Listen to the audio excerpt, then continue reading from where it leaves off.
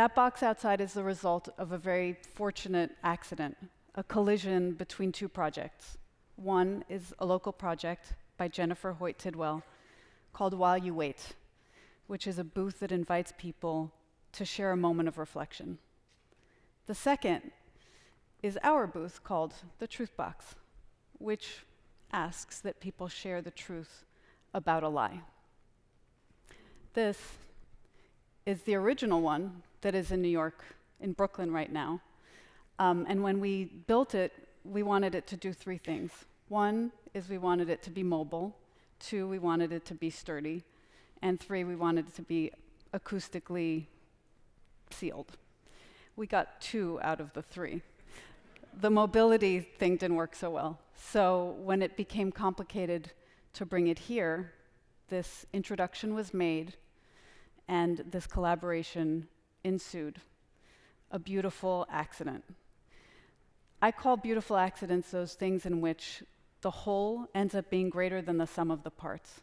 And I feel so fortunate today that this collision happened and all these beautiful stories emerged. Last night at about 8 o'clock, I wasn't so sure that was going to happen. So this project, the Truth Box, is part of a bigger project called the Dishonesty Project that I began with that man, Dan Ariely.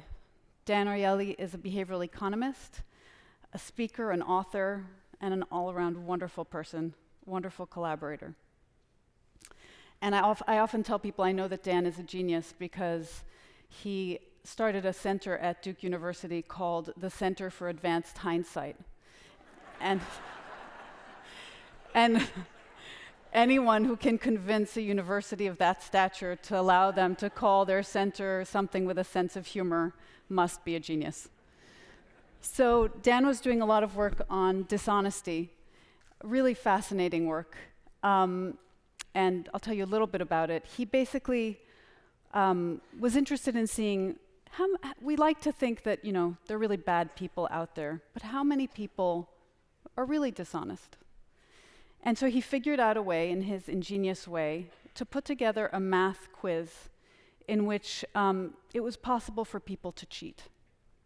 So it turns out, and he has now run with his colleagues this experiment over 40,000 people, it turns out 70% cheat.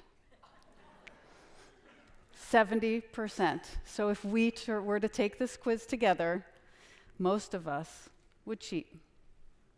So Dan had been doing this really interesting research, but he wanted to get out of the lab. And he said, how about if we interview some people who have experience with dishonesty? As a filmmaker, what could be more interesting than listening to people talk about dishonesty? So we invited all kinds of people to take that hot seat. And they were from all walks of life. There was a judge, there were lawyers, there was an insider trader, there was a woman who cheated on her husband, there was a gay technologist, an advertising guru, athletes, school administrators, and a whole lot more. And what was so surprising to us was the fact that the ones who were the supposedly least honest people in that group seemed the most honest. They were the most genuine, they seemed the most vulnerable. It was really quite overwhelming.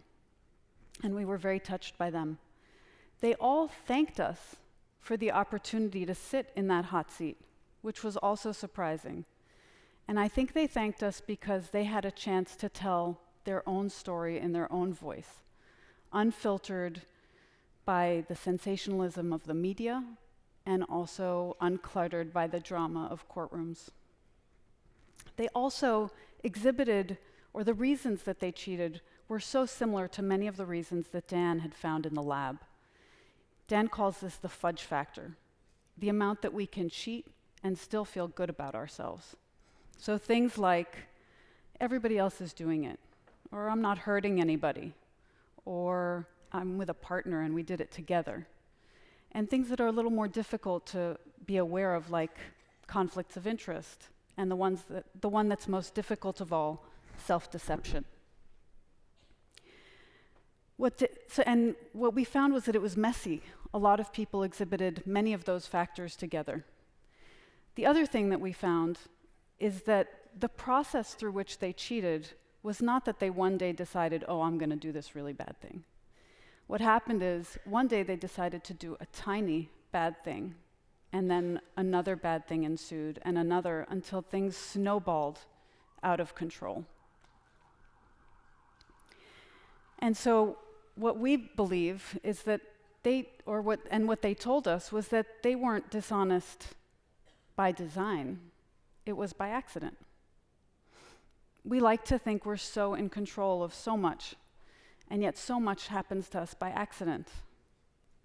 I am an accident, or so my parents told me at a far too young age. My career choice, my switch from architecture to film about 15 years ago was hastened by an accident. When my father turned 61, he suffered a debilitating stroke on his birthday and sadly died. We were very close, and it was really hard. But about a year later, I took a break from architecture and decided to take an intensive film class in New York City. And I found my passion. I fell in love with filmmaking. And on the last morning of the class, I'd been up all night, and I was cutting away film, and I was in this disgusting, grimy, kind of wonderful facility in Times Square, and I felt this tiny thing on my leg, and I looked down, and there was a cockroach climbing up my leg. And so I got up, and I flicked it off really quickly, and I sat right back down to work. And I remember smiling to myself, thinking, this must be what I should do with my life. And I also felt, in a strange way, I felt my dad there smiling with me and saying, you're on your way. And so even though it was so hard when he passed, I also felt that he'd given me this huge gift of life is short and accidents happen, so you better get on with it. And so I did. I've learned a lot through my work, but there are two accidents I want to share with you. One was on our film INOCENTE. So INOCENTE is about a teenager who finds herself through her art. And we were really struggling to finish the film. And we got a grant that we'd applied to 3 times, because you have to apply to grants at least 3 times before you get them, or 1. And we got this grant, and it was for outreach and education on the film, what we could do with the film once it was finished. And I was grateful, but I was also so frustrated by the irony of having money to think about how to get a film out into the world that I wasn't sure I could finish. But we put the money to good use, and out of that came what I'd like to show you now, which is some of the educational work for that film. I'm not just a girl. I'm a girl who likes to jump in puddles and likes flowers. I wish you well.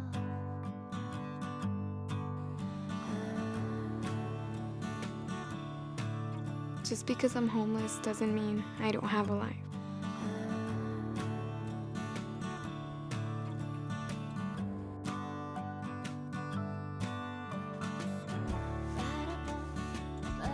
Just because I'm Latino doesn't mean I'm not human. Just because I'm here doesn't mean I'm here. When I paint, I feel happy, so in the morning, it's a good way to start my mornings. Just paint on something. And what better place than my face?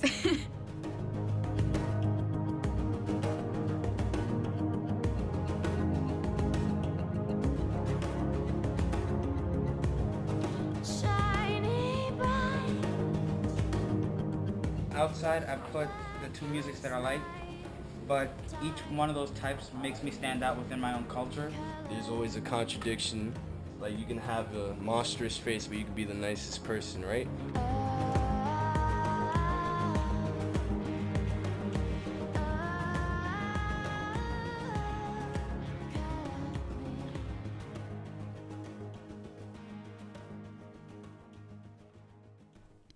So that, yeah. She's a pretty special young woman. But I was really overwhelmed by the work, the educational work that came out of this film. The educational work didn't get a lot of attention. Educational work doesn't often get a lot of awards, and this didn't. But to be able to go to schools and see teenagers get an emotional experience of their own as a result of our film, as a result of our emotional experience, was extraordinary and very inspiring. And it made me think that we could do so much more with film, that the film is not the only end product, that for certain projects going further could be as important as the film itself. The next film we did was a film called Desert Runners, about 4 regular people, truly regular, although what I'm going to say doesn't sound regular, who decide to run 4 ultra marathons in 1 year over the craziest, roughest desert landscapes in the world: Chile, China, the Sahara, and Antarctica. 4 150-mile races, a marathon every day for 4 days, and then, just to keep it interesting, 2 on the 5th. The film was a big audience pleaser, and we tried to think, well, what could we do, like INOCENTE, to bring people together around the film? What could we do beyond the film? And so we created opportunities for people to get together and run. We thought, wouldn't that be great, to celebrate running through the film, and then to do something, and then to see the film and enjoy that. So on one fine morning, I went out to document one of the runs, and turnout was low. And one of the runners said to me, "Oh, you should come, you should come." And I was a 3-mile runner at best, and I was really out of shape. And I said, no, I'm not. Come on. So I went, and we ran 7.5 miles, which of course is nothing for any of the runners in the film, but for me, it was a record.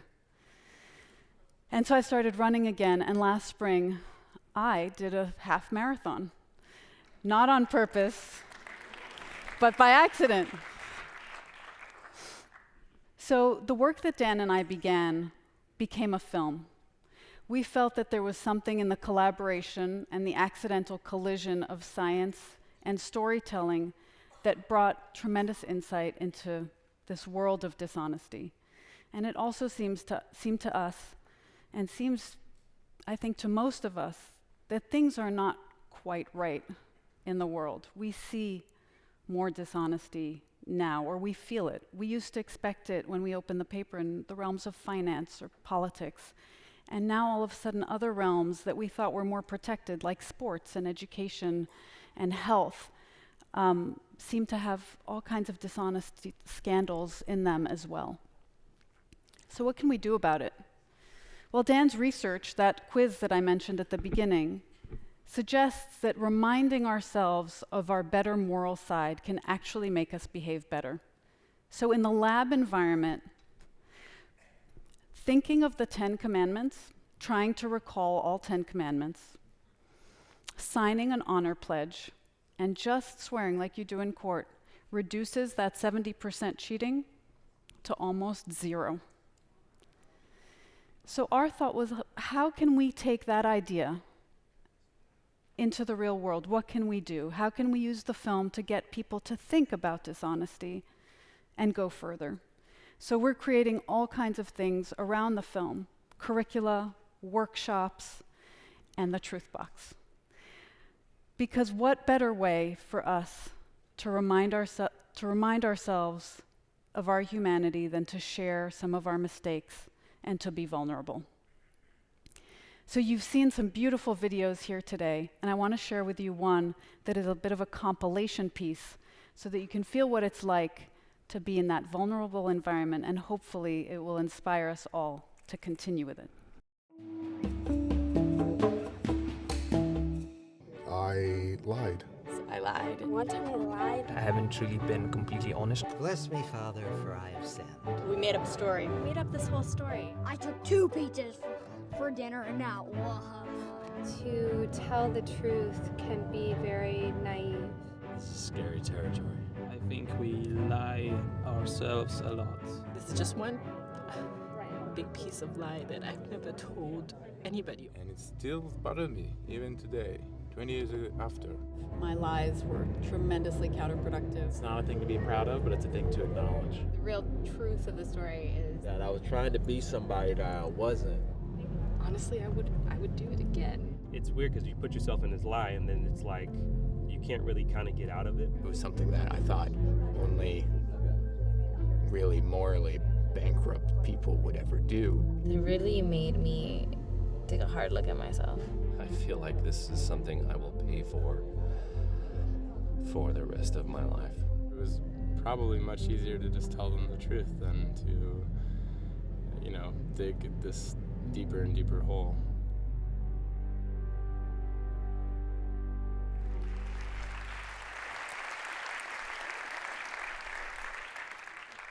So I want to celebrate the potential of positive accidents. And I've used accidents a lot in this talk. And I use accident because I think when we think of accidents, we think of something negative. And when we want to say positive accident, I think we want to go to words like luck or chance. And I think those are passive words. I think accident suggests something of a struggle. And it is a struggle to go into the truth box. And it is a struggle to be vulnerable. So I want to celebrate the potential of that. My mother's an architect, and we often go visit her building sites. And she'll often point out a shadow or a reflection and kind of whisper to me, I didn't design that. That was by accident, a positive accident. Again, one of those accidents where the beauty is when the whole is greater than the sum of the parts. So, I'm a New Yorker, born and bred. I'm also Israeli, and I'm a film producer, which means that I'm a little bit of a realist and pragmatist and somewhat of a cynic. And I often wonder, how can I be working on such an idealistic project? It's almost naive. And then I think, well, I'm also a worst case scenario enthusiast. I love looking ahead and thinking, well, what's the worst that could happen? And it seems to me that the downside here is so small and the upside is so big. So I work with an incredibly wonderful team. I have become more honest by accident, not because I decided one day that it was the right thing to do, or because I made a pledge, but because I work on this all the time and I think about it all the time. I'm reminded of ethics and of what we can be. So my hope, and the hope of the entire team I work with, is that we can help everybody become more honest by accident. Thank you.